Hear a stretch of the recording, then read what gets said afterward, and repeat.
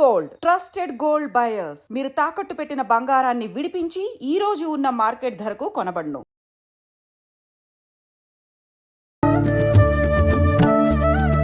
నమస్కారం, welcome to I dream. ధర్మ మార్గం విత్ విజిత కార్యక్రమానికి స్వాగతం. ప్రస్తుతం మనతో పాటు ఉన్నారు ప్రముఖ ఆధ్యాత్మికవేత్త జేఎస్ శాస్త్రి గారు. ఇప్పుడు వారితో మాట్లాడి మరిన్ని విషయాలు తెలుసుకుందాం. నమస్కారం అండి. నమస్కారం. గురుగారు, నిత్య దీపారాధన ప్రతి ఒక్కరూ చేస్తూనే ఉంటారు. కానీ నిత్య దీపారాధన చేసేటప్పుడు పాటించాల్సిన నియమాలు ఏంటి? అంటే ప్రతినిత్యం ఆరాధన చేస్తున్నాం కదా, దీపారాధన చేస్తున్నాం కదా అని చెప్పి ఏదో చెయ్యాలి అని చెప్పి చేస్తే మంచి జరుగుతుందని చెప్పి చేయటం వేరు, భక్తితో చేయటం వేరు.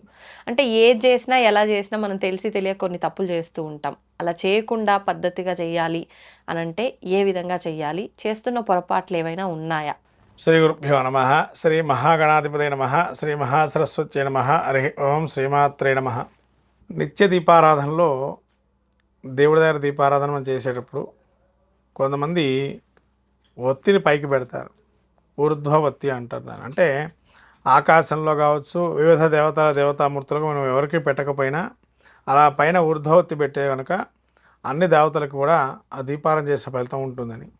ఇంకోటి, నిత్య దీపారాధనలో దీపలక్ష్మి నమోస్తుతే అని కొన్ని ఉన్నాయి శ్లోకాలు. కొన్ని ఏమో మనకు ఆత్మస్వరూపమే దీపం అని చెప్పి చెప్పబడింది శ్లోకంలో, మంత్రంలో కూడా అదే చెప్పాం. సాధ్యం త్రివర్త సంయుతం వనినా జోడితం ప్రియం. అంటే ఈ యొక్క 3 వత్తుల్ని ఒకటిగా చేసి దాన్ని వెలిగించినట్లయితే ఆ వెలిగించినటువంటి దీపాన్ని పరమాత్ముడికి, అయ్యా నా యొక్క ఏదైతే ఆత్మ ఉందో దీన్ని పవిత్రంగా నీకు అర్పణ చేస్తున్న దీపారాధనగా అని చెప్పి ఈ విధంగా స్వామినికి నరకాత్తు లోకాలన్నీ కూడా ఏవి అటువంటి లోకాల నుంచి మమ్మల్ని ఉద్ధరింపజేయండి అని చెప్పి దీపాన్ని పెట్టినట్లయితే స్వామి దర్శనం జరుగుతుంది మనకి. మీరు చూసారేమో ప్రాచీన కాలంలో లైట్లు ఏమీ లేవు ఎవరికి. ఇప్పుడంటే లైట్లు పెడతా ఉన్నారు, రంగు లైట్లు పెడుతున్నారు. ఒకప్పుడు దీపకాంతిలోనే మనం చూసేవాళ్ళం. ఇప్పుడు మీరు తమిళనాడు దేవాలయాలకు వెళ్తే అన్ని దీపకాంతిలోనే దీపాలు ఉంటాయి, లైట్లు తక్కువగా పెడతారు వాళ్ళు. తర్వాత కేరళలో కూడా అంతే, దీపం అసలు దీపానికే పూజ వాళ్ళదంతా.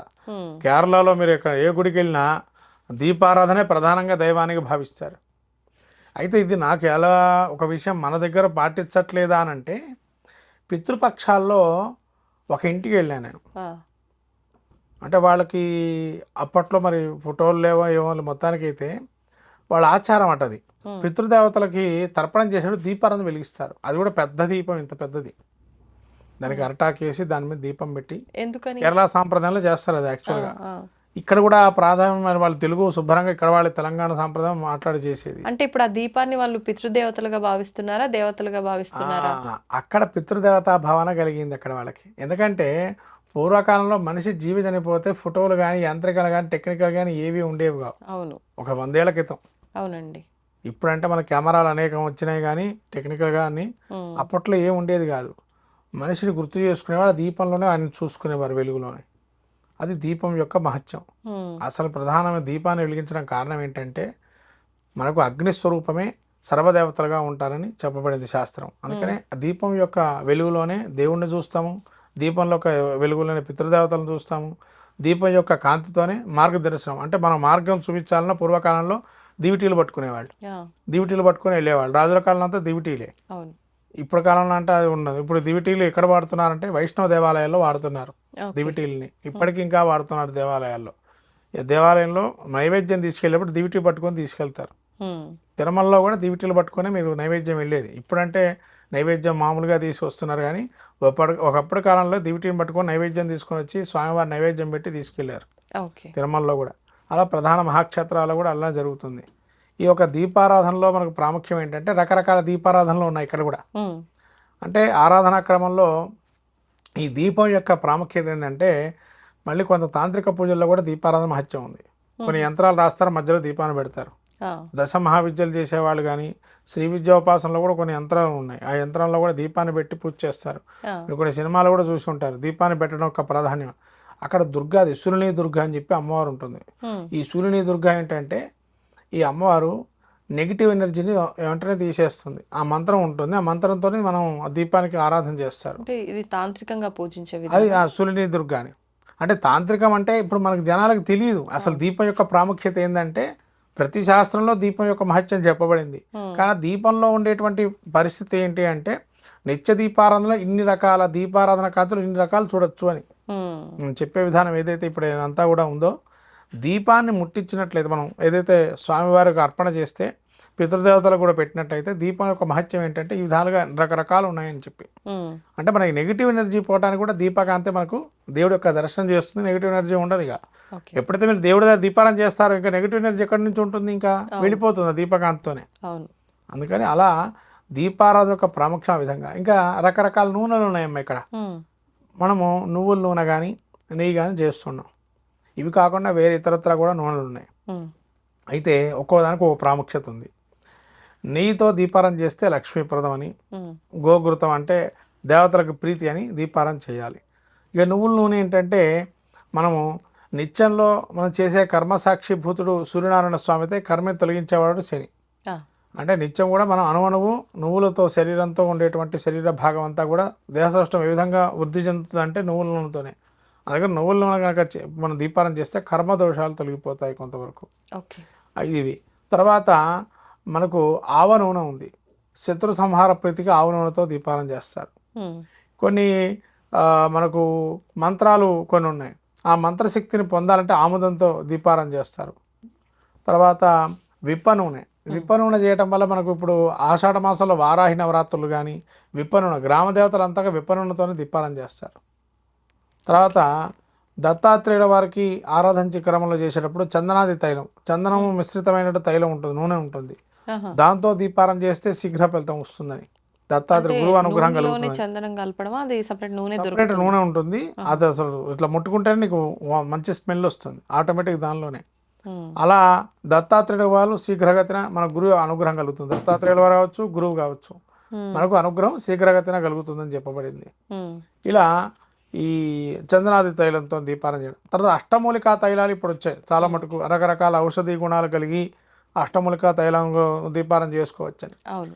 ఇలా అష్టమూలికా తైలం వాటితో దీపారాధన చేయడం వల్ల మనకు సర్వ శక్తులు కూడా, అంటే ఏవైతే పని మొదలు పెడితే ఎటువంటి పనికి నెరవేరకపోయినా అటు అష్టమూలికా తైలంతో దీపారాధన చేయొచ్చని ఆ, ఇలా పనులు వాడుతున్నాం. కానీ దీపారాధన దేవుడికి వచ్చేటప్పటికి మన కుడి చేయి వైపు ఏమో దేవుడు కుడి చేయి వైపు నెయ్యి దీపారాధన, ఎడం చేయి వైపు నువ్వుల దీపారాధన పెట్టాలి. అంటే రెండిట్లో రెండు రకాలుగా నూనెలు. రెండు రకాలుగా పెట్టాలి. ఆ, ఇది ఎందుకనంటే- చాలా ప్రాముఖ్యమైంది ఇది. ఓకే. కానీ మనం ఏం చేస్తున్నామంటే అన్ని రోజుల్లో కొంతమంది నువ్వుల నూనె వాడతారు, శుక్రవారం వస్తే మాత్రం ఇది మన కొబ్బరి నూనె కానీ నెయ్యి కానీ వాడతారు. ఈ కొబ్బరి నూనెతో కూడా దీపారాధన చేయొచ్చు, లక్ష్మీ అనుగ్రహం కలుగుతుంది. ఓకే. అంటే కొంతమంది నెయ్యితో దీపారాధన చేయలేని వాళ్ళు కొబ్బరి నూనెతో చేస్తారు, శక్తి లేని వాళ్ళు. అలా కొబ్బరి నూనెతో చేసినా కూడా లక్ష్మీప్రదం కలుగుతుంది. ఉమ్, కానీ ఏంటంటే ప్రతినిత్యము కూడా ఒక నెయ్యి దీపారాధన, ఒక నూనె దీపారాధన ఉండాలి. దీనిలో ఉన్న ప్రాముఖ్యం ఏంటంటే నెయ్యి సర్వదేవతలకు, ఉమ్, ఏ దేవుడిని మనం ఆరాధన చేసినా ఆ దేవుడికి ఈ యొక్క నూనెతో చేస్తే కనుక, నెయ్యితో చేస్తే కనుక ఫలితం శీఘ్రంగా ఆ దేవత అనుగ్రహం కలుగుతుంది. ఇప్పుడు రెండు ప్రమిదల్లో కూడా మూడు మూడు వత్తులు వేయాలా? 3 ఒత్తులు అంటే 3 ఒత్తుల్ని ఏకం చేయాలి, మళ్ళీ ఏకవత్తిగా చేసి. ఏకవత్తిగా చేసి అంటే కొంతమంది ఈ మూడు వత్తులు వేయాలి లేకపోతే రెండు వత్తులు వేయాలి అని అన్నప్పుడు ఓన్లీ అంటే స్టార్టింగ్ లో మాత్రమే ఒకటిగా చేసి కింద అలా స్ప్రెడ్ చేసినట్టుగానే వదిలేస్తారు. అలా చేయాలా, మొత్తానికి ఒకటిగా చేయాలా, ఎలా చేయాలి? మొత్తం నలపకూడదమ్మా, పై వరకే పై నలపాలి, వరకే. అడుగు భాగం అంతా నలపకూడదు. ఉమ్, కొంతమంది ఈ మధ్యకాలంలో చూశాను దీపారాధన చేసేటప్పుడు ఈ నలపకుండగా యువతలకు వచ్చేస్తున్నాయి ఒత్తులు. అలా వచ్చినా ఎటువంటి ఇబ్బంది లేదు, కానీ మీరు దీపారాధన మాత్రం ముందరే వెలిగించాలి, ఎక్కడ నలిపా అక్కడే వెలిగించాలి. కొంతమంది ఏం చేస్తున్నారంటే ఈ వెనకాల వైపు ఇట్లే ఉన్నది కదా, ఇదేమైనా అరిష్టమేమో అనుకుంటున్నారు. ఉమ్, అరిష్టాలంటూ ఏముండవండి. మీరు ముందర దీపారాధన చేసేటప్పుడు ముందరే చేయండి, వెనకాల అలా ఉన్నా కూడా ఏమీ కాదు, ఓకే. అది వదిలేసి. ఎందుకంటే కొన్ని ఒత్తులు పెద్దగా ఉంటాయి, కుందులు చిన్నగా ఉంటాయి. ఉమ్, ఉమ్, అలా ఇంకోటి దీపారాధనలో కూడా మనకు రకరకాల దీపారాధనలు ఉన్నాయి. ఇప్పుడు రాహుకేతులు బాగాలేదనుకోండి, సర్పాకార దీపారాధన చేయొచ్చు.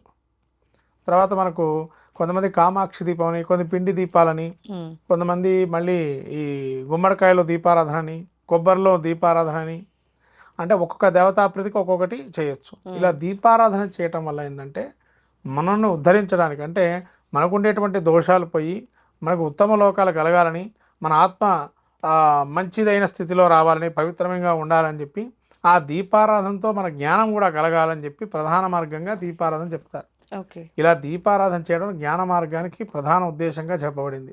ఇప్పుడు దీపం షోడశ ఉపచార పూజల్లో ఒకానొకటి. ఈ దీపారాధన చేయటం వల్ల దేవుడితో పాటు మనకు జ్ఞానం, అంటే దేవుడికి మన జ్ఞానాన్ని ప్రసాదించాలి అని చెప్పి ప్రధానంగా దీపారాధన చేయాలి. అట్లనే లక్ష్మీప్రదం కూడా దీపారాధన.